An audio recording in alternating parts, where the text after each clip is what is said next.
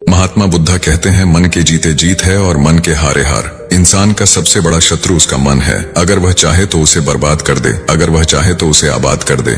नमस्कार दोस्तों, स्वागत है आपका हमारे इस YouTube चैनल में। आज की कहानी में हम जानेंगे कि मन में उठ रहे गंदे विचारों को कैसे खत्म करें। दोस्तों, हमारे मन में गंदे विचार क्यों आते हैं? हम नहीं चाहते, लेकिन फिर भी हमारे मन में गंदे विचार आते रहते हैं। लेकिन मन हमारा सबसे बड़ा दोस्त और मन ही सबसे बड़ा दुश्मन क्यों है? जब हम अपने मन की बात मानते हैं तो हमारा मन ही हमारा नेतृत्व करता है, और जब हम मन को संतुलित कर लेते हैं तो हम अपने जीवन में हर चीज का ध्यान रखते हैं। हम अपने मन में आने वाले गंदे विचारों को रोकने की कोशिश करते हैं, लेकिन जितना अधिक हम रोकते हैं उतना ही ये विचार हमारे अंदर प्रवेश करते हैं। जितना अधिक आप किसी चीज से दूर भागते हैं, वह चीज आपको अपने पास ले जाएगी। इसलिए उस चीज से दूर मत भागिए, उस पर संतुलन बनाए रखिए। एक बार एक व्यक्ति गौतम बुद्ध के पास आया और गौतम बुद्ध से बोला कि हे बुद्ध, मेरे मन में इतने गंदे विचार क्यों आते हैं? मैं नहीं चाहता कि मेरे मन में गंदे विचार आएं, पर मेरे मन में हमेशा काम वासना के विचार चलते रहते हैं और मैं इनके बारे में सोच सोच कर बहुत परेशान रहता हूँ। मेरी ऊर्जा और समय यह सब सोचने में ही नष्ट हो जाता है, और इन सब के विचारों की वजह से मैं कभी भी शांत नहीं रह पाता हूँ और मैं हमेशा ही स्त्रियों को देखकर मोहित हो जाता हूँ, अपने आप को रोक ही नहीं पाता हूँ। बुद्ध मुस्कुराए और उन्होंने उस व्यक्ति से पूछा, क्या तुम्हें पता है यह काम वासना होती क्या है? फिर उस व्यक्ति ने उत्तर दिया और कहा, बुद्ध, मैं यह तो नहीं जानता कि काम वासना होती क्या है, पर हाँ, ये जो भी है बहुत बुरी चीज है। फिर बुद्ध ने उस व्यक्ति से कहा कि सबसे पहले तो तुम्हें यह समझना है कि प्राकृतिक रूप से जो भी चीज हमारे अंदर है वह बुरी नहीं है। हमारे जीवन में उसकी कुछ ना कुछ जरूरत है। वासना कोई बुरी बात नहीं है, यह तो हमारे मन की एक भावना है जो हमें किसी न किसी चीज की कमी का एहसास करवाती है, और फिर हम उस चीज को पाने के लिए उस चीज की तरफ आकर्षित हो जाते हैं। जैसे अगर तुम्हारे पास धन की कमी है तो तुम्हें धन पाने की वासना उत्पन्न हो जाएगी। तो वासना कुछ और नहीं, बस एक प्रकार की कमी है जो कि एक प्रकार की जरूरत का एहसास है, और जब ये जरूरत शारीरिक हो तो हम इसे काम वासना कह देते हैं। उस व्यक्ति ने गौतम बुद्ध को कहा कि बुद्ध, मुझे काम वासना का मतलब तो समझ में आ गया, पर आप मुझे ये बताइए कि यह आती कहां से है और कैसे आती है? गौतम बुद्ध ने कहा कि काम वासना कहीं से आती नहीं है, ये तो हमारे अंदर ही होती है, और इसका होना तो जरूरी भी है, तभी तो मानव जाति का विस्तार होगा। उस व्यक्ति ने कहा, जब यह हमारे अंदर ही है और जरूरी भी है तो फिर लोग इसे गलत क्यों बोलते हैं? बुद्ध ने कहा कि यही तो समस्या है, लोगों ने काम वासना को गलत तरीके से सोच लिया है, इसे छिपाने की और दबाने की कोशिश करते हैं। काम वासना गलत नहीं है, बल्कि काम वासना का गलत तरीके से प्रयोग करना गलत बात है। लोग जिससे प्रेम करते हैं बस उसी के लिए जीने लग जाते हैं, उसे पाना ही अपना लक्ष्य बना लेते हैं और उसी के बारे में हमेशा सोचते रहते हैं, पर यह सब गलत है। बुद्ध ने उस व्यक्ति से कहा, क्या तुम्हें पता है जानवरों में भी काम वासना होती है? उस व्यक्ति ने उत्तर दिया, हाँ बुद्ध, जानवरों में भी काम वासना होती है, क्योंकि जानवर भी तो आखिर अपनी पीढ़ी को आगे बढ़ाएंगे। बुद्ध ने कहा, तो फिर हम जानवरों की काम वासना को गलत क्यों नहीं कहते हैं? व्यक्ति ने कहा, मुझे नहीं पता महात्मा, आप ही मुझे बताइए। गौतम बुद्ध ने कहा कि जानवर अपनी काम वासना का प्रयोग आनंद प्राप्ति के लिए नहीं करते, वह तो सिर्फ संतान उत्पन्न करने के लिए काम वासना का उपयोग करते हैं। जानवरों को प्रकृति ने इतनी समझ नहीं दी कि वह काम वासना को अपने सुख का आधार बना सके, जबकि मनुष्य अपनी समझ के बलबूते पर प्रकृति में पाई जाने वाली प्रत्येक वस्तु को अपने सुख के लिए अपने प्रयोग करता है। हम इंसानों ने ही काम वासना को अपने सुख का साधन बना लिया है, जबकि प्रकृति ने तो हमें अपने वंश को आगे बढ़ाने के लिए दिया था, लेकिन इंसानों ने इसे अपने जीवन का परम लक्ष्य बना रखा है, और इस तरह से काम वासना का बेलगाम हो जाना गलत है। उस व्यक्ति ने पूछा, महात्मा जी, ये काम वासना हम पर हावी क्यों होती है और क्यों यह बेलगाम हो जाती है? तब गौतम बुद्ध ने कहा कि सुनो, अब जो मैं तुम्हें बताऊंगा उसे तुम ध्यानपूर्वक सुनना। काम वासना का सारा खेल तुम्हें समझ आ जाएगा, तुम्हें तुम्हारे सारे सवालों का जवाब मिल जाएगा, बस तुम्हें ध्यान से सुनकर समझना है। फिर गौतम बुद्ध उस व्यक्ति को बताना शुरू करते हैं। एक बार की बात है, एक आश्रम में गुरु और उनके शिष्य रहा करते थे, जिससे रोजाना आश्रम के बाहर स्थित गांव में भिक्षा लेने के लिए जाते थे। उस आश्रम का एक शिष्य जिस गांव में भिक्षा लेने जाता था, उसे रास्ते में एक नदी पद्धति थी, जिससे रोज उसी रास्ते से भिक्षा लेने जाता था। एक दिन उसे ने देखा कि एक लड़का पेड़ के पीछे छिपा है वह उस लड़के के पास गया और उससे जाकर बोला, भाई तुम इस पेड़ के पीछे छिपकर क्या देख रहे हो? लड़के ने कहा, अरे तुझे नहीं दिख रहा क्या कि मैं क्या देख रहा हूँ? तब शिष्य ने नदी की तरफ देखा तो वहां पर कुछ लड़कियां पानी भर रही थीं। वो लड़कियां 14-15 साल की थीं। तब शिष्य ने उस लड़के से कहा, अरे भाई वहां पर तो लड़कियां पानी भर रही हैं, इसमें छिपकर देखने वाली क्या बात है? तब वो लड़का शिष्य की तरफ देखकर उससे कहता है, अरे पागल तुम्हें दिखाई नहीं दे रहा? यह परी कैसे नदी से पानी ला रही है? जरा उनकी अदाओं को तो देखो, उनके कोमल शरीर को देखो, उनकी पतली कमर मटके को उठाते समय बल खाती है और उनके बाल उनकी कमर पर कैसे लहरा रहे हैं, मानो सुंदरता बिखरी पड़ी हो। उसने फिर से नदी के किनारे देखा और इस बार वह नदी के किनारे देखता रहा। अब कुछ भी दिखाई नहीं दे रहा था और वह बिल्कुल निडर था। उसे किसी भी चीज का कोई डर नहीं था। लेकिन अब वो छिपने लगा और उन लड़कियों को देखने लगा जैसे उसने कोई अपराध कर दिया हो। और जब वो छिपकर उन लड़कियों को देख रहा था तभी वो अचानक अंदर से कौंप गया और उसने कहा कि ये मैं क्या कर रहा हूं? मैं जो कर रहा हूं वो सही नहीं है, मुझे यहां से चले जाना चाहिए। और फिर वह जल्दी से वहां से चला गया। वो आश्रम पहुंच जाता है। आश्रम जाकर वो अपने कार्यों में लग गया। लेकिन जो अभी वह देख कर आया था वही उसकी आंखों के सामने बार बार आ रहा था। उसके मन में वही दृश्य चल रहा था। उसका दिमाग सब कुछ देखने के लिए संघर्ष कर रहा था। उसका किसी भी काम में मन नहीं लग रहा था। सुबह होते ही वह रोज जल्दी ही भिक्षा के लिए आश्रम से निकल जाता था और उस नदी के पास वाले पेड़ के पास जाता था जहां पर वह लड़का पहले से मौजूद रहता था। उसके साथ मिलकर लड़कियों को छुप छुप कर देखता था। अब वह ऐसा रोज करने लग गया। यह उसके रोज का काम हो गया। अब उस शिष्य का मन किसी भी काम में नहीं लगता था। वो हमेशा ही किसी न किसी प्रकार के विचार में उलझा रहता था। वो आश्रम के कार्यों को भी ठीक ढंग से नहीं कर पा रहा था। न वो ठीक से सो पाता था, न वो ठीक से खाना खा पाता था। उसका मन बेचैन सा रहता था।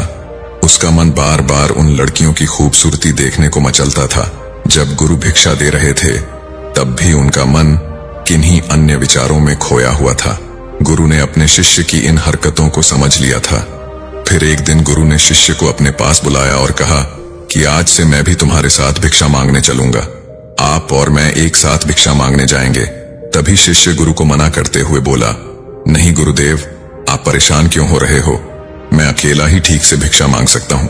गुरु ने शिष्य से कहा कि ठीक है, तुम अकेले ही भिक्षा मांगने जाओ।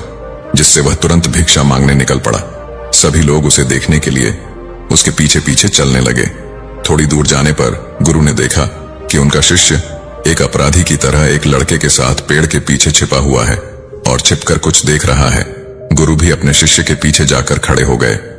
उसका शिष्य क्या देख रहा है जिसे देखने के लिए वह एक अपराधी की तरह पेड़ के पीछे छिपा हुआ है? गुरु ने देखा कि उसका शिष्य पेड़ के पीछे छिपकर नदी से पानी ले रही लड़कियों को देख रहा है। तब गुरु ने शिष्य से कहा, क्या देख रहे हो? अपने गुरु की आवाज सुनकर वह डर गया और उसके पसीने छूटने लगे। वह ऐसे कांपने लगा जैसे उसने किसी चोर को चोरी करते समय पकड़ लिया हो। उसकी हालत खराब हो गई। वो कुछ भी नहीं बोल पा रहा था। दूसरा जो शिष्य के साथ था वो वहां से भाग गया। उसके मुंह से कुछ टूटे फूटे शब्द ही बाहर निकल रहे थे। वो अपने गुरु से नजर भी नहीं मिला पा रहा था। गुरु ने शिष्य की तरफ देखा और कहा कि मेरा शिष्य तो निर्भय था, उसे तो किसी भी चीज का डर नहीं था, लेकिन ये क्या, तुम तो भय के मारे कांप रहे हो। शिष्य ने गुरु से कहा कि मुझे माफ कर दो गुरुदेव, मेरा इसमें कोई दोष नहीं है। उस लड़के ने मुझे बहका दिया था, लेकिन आपसे मैं वादा करता हूं कि आज के बाद मैं ऐसा कभी दोबारा नहीं करूंगा। मुझे माफ कर दो गुरुदेव। गुरु ने शिष्य से कहा कि कोई बात नहीं, पर इस बात का तुम ध्यान रखना कि हम जैसी संगति करते हैं वैसा ही फल हमें प्राप्त होता है। हम जैसी संगति करते हैं उसके विचार हमारे अंदर प्रवेश करते हैं। इसीलिए अच्छी संगति करो जिससे तुम्हारे अंदर अच्छे विचारों का प्रवेश हो। फिर गुरु और शिष्य आश्रम लौट आए और फिर से शिष्य आश्रम के कार्यों पर ध्यान देने लगा। उसने उस रास्ते को छोड़ दिया और दूसरे रास्ते से जाने लगा। वो अपने काम को ध्यान से करने लगा, लेकिन धीरे धीरे उसके अंदर क्रोध उत्पन्न हो गया और फिर वो दूसरे शिष्यों पर क्रोध करने लगा और बेचैन रहने लग गया। अब वो सही समय पर भोजन भी नहीं करता था। वो भोजन भी बहुत कम खाता था। एक रात गुरु शिष्य के पास आए और उससे बोले कि अब तक तुमने कितनी बार अपना वादा तोड़ दिया। यह सुनकर शिष्य अपने गुरु के चरणों में गिर गया और रोने लगा। रोते रोते ही उसने गुरु से कहा कि गुरुदेव, मैं कई बार अपना वादा तोड़ चुका हूं। फिर मैं वादा करता हूं, लेकिन हर बार जब मैं वादा तोड़ देता हूं तो मेरा मन मेरे वश में नहीं रहता। मैं बहुत कोशिश करता हूं कि अपने मन से सारे बुरे विचार निकाल दूं, लेकिन चाहकर भी मैं ऐसा नहीं कर पाता। फिर गुरु ने शिष्य को कहा कि चलो मेरे साथ। गुरु शिष्य को आश्रम के बगीचे में लेकर गए और शिष्य से कहा कि देखो, यहाँ पर कुछ नाली बनी हुई है जिससे नदी का पानी इन पौधों तक आ रहा है और यह पानी निरंतर गति से आगे बढ़ रहा है। क्या तुम इस पानी के बहाव को रोक सकते हो? शिष्य ने कहा कि हाँ गुरुदेव, मैं इस बहाव को रोक सकता हूँ। फिर शिष्य ने मिट्टी उठाकर उस नाली में रख दी तो पानी थोड़ी देर के लिए रुक गया और फिर थोड़ी देर बाद उस मिट्टी के ऊपर से पानी बहने लगा। गुरु ने शिष्य से कहा, अरे ये क्या, ये तो पानी रुका ही नहीं।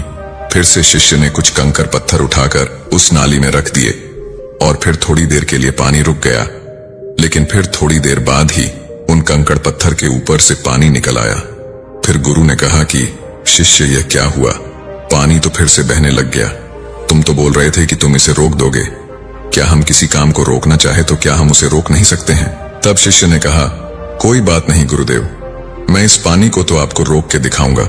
शिष्य फिर से एक बड़ा सा पत्थर लेकर आया और उस नाली पर रख दिया और पानी रुक गया। तब गुरु से कहा कि देखा गुरुदेव, मैंने कहा था ना कि पानी को मैं रोक दूंगा। मैंने पानी को रोक दिखाया, आपकी बात मैंने पूरी कर दी। गुरु मुस्कुराए और बोले, अच्छा जरा ध्यान से देखो, पानी रुक गया क्या? वो तो पीछे की नाली तोड़कर बाहर निकल गया और अगल बगल से बह रहा है। और ध्यान से देखो, इस पत्थर के आगे भी आ गया और ये पानी अपना रास्ता बदलकर फिर से आगे की तरफ जाएगा। और फिर थोड़ी देर बाद ऐसा ही हुआ। फिर गुरु ने शिष्य को समझाया कि तुम्हारे साथ भी तो ऐसा ही चल रहा है। तुम बार बार प्रयास कर रहे हो, बड़े से बड़ा प्रयास कर रहे हो, पर हर बार तुम्हारा प्रयास टूट रहा है और यह हमेशा टूटता ही रहेगा। तुम कितना भी बड़ा पत्थर रख लो, लेकिन पानी तो अपना रास्ता बना ही लेगा।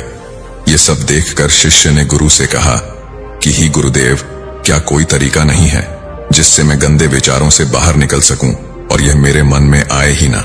गुरु शिष्य को एक नदी के पास ले गए जहां से उस बगीचे में पानी जा रहा था। गुरु ने शिष्य से कहा, वो पानी इसी नदी से जा रहा है। अगर हम यहीं से उस रास्ते को बंद कर दें जहां से पानी बगीचे में जा रहा है, तब क्या हम पानी को रोक नहीं सकते? शिष्य ने कहा कि हाँ गुरुदेव, अवश्य ऐसा हो सकता है। मैं इस पानी को यहीं से बंद कर देता हूं, तब आगे की नाली में पानी जाएगा ही नहीं और फिर बगीचे में पानी जाएगा ही नहीं। फिर शिष्य नदी से जाने वाले रास्ते को बहुत मेहनत करके पत्थर और मिट्टी डालकर बंद कर दिया और गुरु से कहा कि गुरुदेव, मैंने पानी को बंद कर दिया है, अब यह पानी बगीचे में जाएगा ही नहीं। तब गुरु ने कहा, शिष्य, अगर पानी बगीचे में नहीं जाएगा तो पेड़ पौधों को पानी कहां से मिलेगा? उन पेड़ पौधों को तो पानी की आवश्यकता है और उन पेड़ पौधों में कुछ पेड़ पौधे तो ऐसे हैं जिनको रोज पानी की आवश्यकता है। वह तो मुरझाकर सूख ही जाएंगे, उनका क्या होगा? पानी तो हमें खोलना ही होगा। शिष्य ने गुरु की बात सुनकर वापस नदी से जाने वाले पानी का रास्ता खोल दिया। तब गुरु ने शिष्य से पूछा, शिष्य, अगर हम इस नदी के पूरे पानी को बगीचे की तरफ मोड़ दें तो क्या होगा? तब शिष्य ने जवाब दिया कि गुरुदेव, वहां पर जितने भी पेड़ पौधे हैं वो गलकर नष्ट हो जाएंगे, वहां पर कुछ नहीं बचेगा। फिर गुरु मुस्कुराए और बोले, तुम इस बात को समझो कि हमें किसी भी चीज को रोकना नहीं है, बस हमें हमेशा संतुलन बनाए रखना है। कम पानी से भी पौधे नष्ट होते हैं और ज्यादा पानी से भी पौधे नष्ट होते हैं। हमारा जीवन संतुलन से ही चलता है। गुरु ने शिष्य से कहा कि अगर मैं तुम्हें कुछ कहूं कि तुम आम के बारे में मत सोचो, तो तुम्हारे मन में सबसे पहले किसका चित्र आएगा? शिष्य ने कहा कि गुरुदेव, मेरे मन में तो पहला चित्र आम का ही आएगा। गुरु ने कहा कि जब हम गंदे विचारों को जबरदस्ती रोकने का प्रयास करते हैं तो वह और मजबूती के साथ हमारे अंदर प्रवेश करते हैं, हमारे अंदर उठते हैं। इसलिए हमें उन्हें कभी भी दबाने की कोशिश नहीं करनी चाहिए। तब गुरु शिष्य के पास गए और बोले कि बुरे लोगों की संगति के कारण भी हमारे अंदर गंदे विचार आते हैं। कभी कभी ऐसा होता है कि हमारे अंदर कामुकता नहीं होती, लेकिन कुछ अश्लील लोगों के साथ रहने के कारण वह हम पर हावी हो जाती है। तब शिष्य ने कहा कि गुरुदेव, आप सही कह रहे हैं, मैं अपने लक्ष्य से भटक गया था। तब वह शिष्य रात को बहुत शांति से सोया, सुबह पूरे मन से अपना काम किया और फिर सुबह वही भिक्षा लेने चला गया जहां वह लड़का आज भी पेड़ के पीछे छुपकर उन लड़कियों को देख रहा था। वो वो शिष्य नदी पर गया जहां वह लड़कियां पानी भर रही थीं। उसने उन लड़कियों से पानी मांगा। उन लड़कियों में से एक लड़की ने उसे पानी पिलाया और उस सन्यासी शिष्य के चरण छुए। शिष्य ने उसे आशीर्वाद दिया कि तुम्हारा कल्याण हो। शिष्य का मन सकारात्मक ऊर्जा से भर गया। उसके चेहरे पर मुस्कान आ गई थी, जैसे उसे कोई खोई हुई चीज वापस मिल गई हो। वह अपने रास्ते पर वापस जाने लगा। तभी पीछे से वह लड़का आया जो पेड़ के पीछे छिपा था। वह शिष्य के पास आया और बोला कि क्या बात है, आज तो तुमने करीब से देखा है, आप तो मुझसे आगे निकल गए। तब शिष्य ने कहा कि हम हमेशा दूसरे के दर्शन करने में ही व्यस्त रहते हैं, अपने दर्शन कर ही नहीं पाते। तुम कब तक इस पेड़ के पीछे छुपते रहोगे? किसी को पसंद कर लो, उससे बोल दो। अगर वो भी तुम्हें पसंद करती है तो शादी कर लो, और उससे पहले तुम कुछ बन जाओ। अपने आप को पहचान लो। ऐसे अपना समय बर्बाद मत करो। फिर वह लड़का रोज उस शिष्य से मिलने लगा और उस लड़के ने नदी पर जाना छोड़ दिया। और फिर वो लड़का अपने जीवन में कुछ बनने के लिए संघर्ष करने लगा। तो तुमने देखा संगति का असर क्या होता है। अपनी संगति बदलो, अपने विचार बदलो। बुद्ध ने उस व्यक्ति से पूछा कि क्या तुम्हें तुम्हारे सारे सवालों का जवाब मिल गया? तब उस व्यक्ति ने कहा कि हाँ महात्मा जी, आपका बहुत बहुत धन्यवाद। तब गौतम बुद्ध ने उस व्यक्ति से कहा कि जब तुम्हारे मन में गंदे विचार आए तब आप अपने आप को दोषी मत मानो। यह शरीर है और यह सब हजारों वर्षों से सिखाया गया है। ये केवल तुम्हारे सोच लेने से, शपथ लेने से ये टूटने वाला नहीं है। लेकिन तुम्हारे पास वो शक्ति है, वो ऊर्जा है जिसका तुम्हें संतुलन उपयोग करना है। तुम एक जीवित ऊर्जा हो जो कुछ भी अनुभव करने के लिए स्वतंत्र है, जो निर्माण करने के लिए स्वतंत्र है। इसलिए तुम अपने आप को पहचानो। यह बोलकर गौतम बुद्ध मौन हो गए और वो व्यक्ति वहां से चला गया। तो दोस्तों, उम्मीद करते हैं कि आपको इस वीडियो से जरूर बहुत कुछ सीखने को मिला होगा। इसलिए इस वीडियो को अपने दोस्तों एवं परिवार के साथ ज्यादा से ज्यादा जरूर शेयर करें, ताकि उन्हें भी इस वीडियो से कुछ सीखने को मिल सके। और ऐसी ही ज्ञानवर्धक वीडियो देखने के लिए हमारे चैनल को सब्सक्राइब करना ना भूलें। धन्यवाद। नमो बुद्धाय।